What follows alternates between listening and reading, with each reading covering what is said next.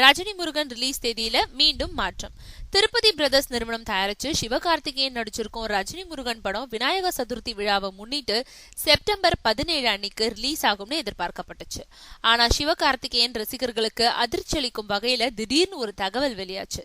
September 17 அன்னைக்கு ரஜினி முருகன் படம் வெளியாகல, படத்தோட வெளியீட்டை தள்ளி வச்சுட்டாங்கன்றதே அந்த அதிர்ச்சி செய்தி.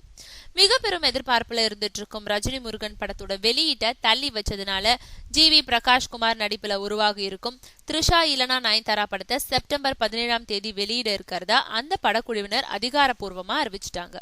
தவிர நயன்தாராவோட மாயா, கவுண்டமணியோட 49O ஆகிய படங்களும் வெளியாகுது. விமல் நடிச்ச மாப்பிள சிங்கம் படமும் செப்டம்பர் 17 அன்னைக்கு வெளியாறதா சொல்லப்பட்டுச்சு.